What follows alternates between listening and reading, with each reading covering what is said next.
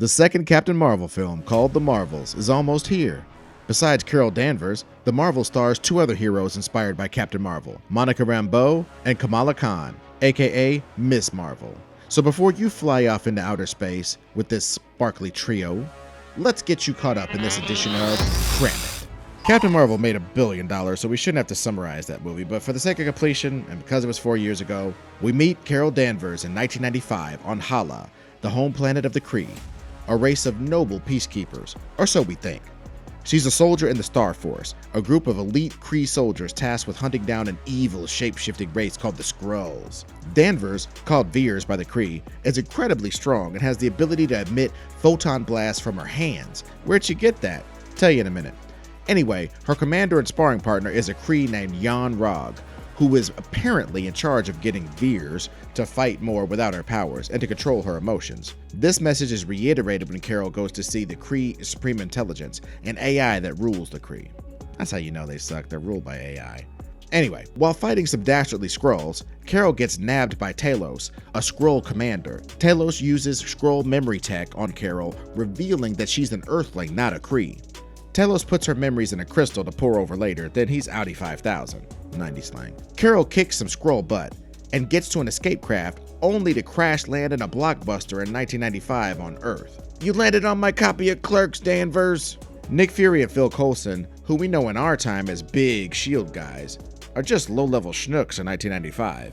So when the Skrulls attack Danvers, that's their first inclination that they got a real-life X-File on their hands. Carol gets back to the memory crystal, while Fury finds out the Skrulls are real. Talos impersonates Keller, Nick Fury's boss, and teams Carol Danvers up with him. Talos is still trying to find out the location of the MacGuffin the Kree and the Skrulls are chasing throughout this movie. Jan Rog believes it to be a weapon that could end the war. Fury and Danvers infiltrate Project Pegasus at a secret Air Force base. They find out that the Air Force tried out a light-speed engine in 1989, but the project director, Dr. Lawson, was secretly a Kree, or a crazy person, and that the human pilot died. They also meet Goose, Dr. Lawson's cat. Goose stows away with Fury and Danvers when they escape in a jet headed to the last person to see Dr. Lawson or the mystery pilot alive. And that person is Maria Rambeau, Carol Danvers' former best friend. Carol and Maria used to be really good buddies, living out their own Top Gun movie, singing Lita Ford karaoke, and always trying to go higher, further, faster, baby. Carol's second best friend was Monica Rambeau, Maria's daughter. Monica and Carol used to love to stare at the stars and wish they could go to there. So it was super cool when Carol got selected to test a new faster-than-light engine by Dr. Lawson. Lawson's cat Goose even took a liking to Carol, which is significant because he doesn't typically take to people. People meaning humans, but we'll get to that later. Dr. Lawson turns out to be Mar-Vell, a radical Kree scientist who's actually trying to help the Skrulls find a new world and escape the Kree. Turns out the Kree are kind of like the Roman Empire of space, but worse somehow because they're ruled by AI. Yeah, I said it again. Talos arrives in peace and plays the black box recording of Carol's 1989 test flight. Turns out the Kree, namely Jan Rog, were about to steal the engine from the Skrulls and use it to do more imperialism. He took out Lawson, and before he could finish his mission, Carol destroyed the engine. The explosion is what gave her immense energy-based superpowers, enhanced strength, but it's also how she ended up with Wolverine-style Swiss cheese memories. Now we know why Jan Rog and the Kree were always trying to control her powers and dampen her emotions, make her forget her human heritage. Danvers and the gang, armed with this new knowledge of self, finds a secret lab in orbit where Lawson used to do super science. Now it's a low-key refugee camp for Skrulls. Talos' family is there too, yay! Lawson, aka Mar-Vell's super engine, had a power source, and it's here too, the Tesseract. You guys know that the Tesseract is a huge deal being one of the Infinity Stones, which means it has, well, infinite power. Carol gets snatched up by her old Star Force team and sent to the Supreme Intelligence for some Kree lecturing and brainwashing, while Ronan, you remember him from Guardians of the Galaxy, he lost the dance-off to Peter Quill? Well, turns out he's been a jerk since at least 1995. He gets a squadron together to go attack Earth, but Danvers says, "I won't do what you tell me," and rips out her suppressive implant and becomes the her she was always meant to be. She starts flying, blasting, generally going supernova. Apologies to Johnny Storm. Meanwhile, Fury is saved by Goose, who turns out to not be a cat at all, but a face-tentacled battle monster in a little kitty body. Goose even swallows the Tesseract for safekeeping. Dang. Meanwhile, up in the sky. Danvers beats up a space cruiser by herself, and that's enough to send Ronan packing. Then she flies down and is challenged to a mano-a-mano fight with Jan Rog. But she blasts that fool instead, cause she don't gotta play by your rules. She sends him back to tell the Kree the tale of Captain Marvel. Danvers leaves Earth with the Skrulls to help them do their Oregon Trail thing, but she leaves a souped-up two-way pager so that anytime Earth sends super danger, Fury can contact her. Fury is inspired by this adventure and vows to make a team of people like Carol and call them by her call sign, Avengers. So, now we're talking present day. Monica Rambeau is all grown up. She's got a lot on her shoulders being the daughter of the great Maria Rambeau. After the events of Captain Marvel, Monica's mom would go on to found SWORD, the Sentient Weapons Observation and Response Division.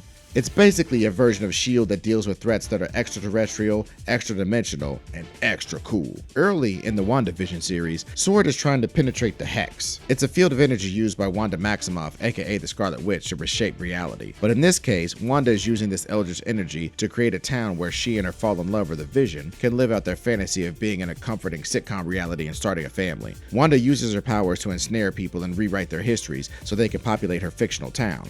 But one of these sitcom pals isn't like the other. She meets a friend named Geraldine who knows things about the real Wanda, like the fact that Ultron killed her brother Pietro. Turns out, Geraldine is the adult Monica Rambeau who entered the Hex as an agent of SWORD. Wanda senses that Geraldine doesn't belong in her sitcom fantasy and ejects her violently. Once outside the Hex, Monica tries to plead with her superior Tyler Hayward, who took over SWORD after the death of Monica's mom. But Director Hayward seems determined to take out Wanda by any means necessary. Monica reflects on her experience of being snapped back into existence after the blip, and her mom's unfortunate death of cancer while she was gone. Her mom created SWORD, and this Terminator stuff Director Hayward is trying to do to Wanda doesn't seem to honor her mom's legacy at all. So Monica, Agent Jimmy Woo from Ant-Man, and Science Lady Darcy from the Thor movies band together to find a way to save Wanda's sitcom prisoners without exterminating Wanda. In a rogue mission, Monica forcibly re-enters the Hex, but this time it rewrites her DNA, mutating her into something strong enough to survive its energies. She arrives in Wanda's reality able to see the Hex and all spectrums of light. She also gains a degree of super strength and invulnerability, as well as energy absorption, which she uses to survive Wanda's energy blast and absorb bullets, saving Wanda's children. Monica's instrumental in getting SWORD back to its original, more humanistic mission, and while reflecting on that, she's visited by three ghosts. She's visited by a Skrull who advises Monica that Nick Fury wants her to report for an exciting new mission in space. We meet Kamala Khan in the first episode of the series Miss Marvel. She's an adorable Jersey teen, totally obsessed with cosplay, fan fiction, and superheroes. Look at her little YouTube channel. Her absolute favorite superperson in the world, her icon, her everything, is Captain Marvel. When AvengerCon comes to town, Kamala desperately wants to go, but her parents are like, nah, you ain't built for the nightlife. So Kamala makes her costume anyway, and adds a beautiful Pakistani bracelet called a bangle to her outfit. The bangle belonged to Kamala's great-grandmother Aisha, who disappeared in the partition of India. That was a period of intense political upheaval that made Pakistan and India into two separate countries. So yeah, that bangle sets off the outfit, and it turns out it also activates mutant powers in Kamala. These light-based powers start going haywire at AvengersCon, causing quite the kerfuffle. But Kamala shows her heroic instincts and ends up saving Zoe, the school's most popular girl, by snagging her from danger with a big hand made of light. Kamala's friend, Bruno, helps her discover that her powers originate with the bangle. She starts training on how to use her powers, but is almost immediately distracted by a cute new Pakistani boy named Kamran.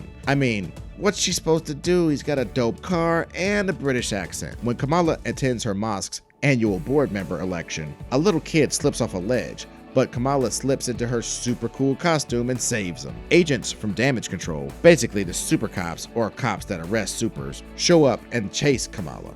Just when it looks like she'll be captured, Kamran shows up and saves her. He introduces her to his mom, Najima, who knew Kamala's great-grandma, Aisha. Turns out Kamran is a part of a group called the Clandestine, who are jinn, beings from another plane of existence that look human but are actually from the Noor dimension. Could Kamala be one of them? Najima asks Kamala to let the Clandestine use her bangle to travel back to their home dimension through an energy wall between universes called the Veil. Kamala has to think about it, but Najima crashes Kamala's brother's wedding, trying to force the issue. When Najima tries to use the bangle, it triggers a vision of an old steam train. Turns out, it's a vision of the partition of India. When Kamala's grandmother in Pakistan calls and says that she saw the train too, Kamala and her mother must travel there to get to the bottom of this. Kamala has a run-in with the Red Daggers, a group dedicated to stopping the clandestines. They don't just want to go home, they want to come here and take over. Kamala trains a bit with a Red Dagger member named Kareem, learning some tips and tricks about her light powers. Kamala ends up having another fight with Najima, who when attacking Kamala's bangle penetrates the veil. The energy discharge hurls Kamala back in time to the partition of India. She has a real Back to the Future adventure, saving her own grandma's life, thus ensuring that she will exist. Back in the present day, Najima, rapidly overloading with Noor energy from the break in the veil, sacrifices herself to close the door between dimensions. Right as she dies, she transfers this immense power all to her son, Kamran. Kamala, her mom, and grandma reach a real understanding about the importance of Kamala's powers and her need to be a hero. Back in the States, Kamala has a showdown with damage control at her high school. She and her friends hold off damage control officers while Kamala tries to help Kamran, who's freaking out and lashing out with his uncontrollable new powers. Instead of letting damage control take Kamran down, she attacks the problem with compassion, using her light powers to intertwine with his and neutralize the threat. Kamran joins the Red Daggers, vowing to make up for what his mom and the clandestines did. Bruno realizes that Kamran is probably the one for Kamala, but he still helps her identify that her DNA is not normal. She is a mutant.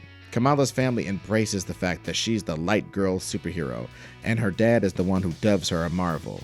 Miss Marvel, to be exact. Later, when Kamala is chilling in her Captain Marvel shrine, her room, her bangle starts to glow in a strange way, and suddenly she disappears, replaced by Captain Marvel. Why are Captain Marvel, Monica Rambeau, and Miss Marvel changing places every time they use their powers? What is their connection? Are those a bunch of flirting kitties? Find all the answers by watching The Marvels, only in theaters, November 10th.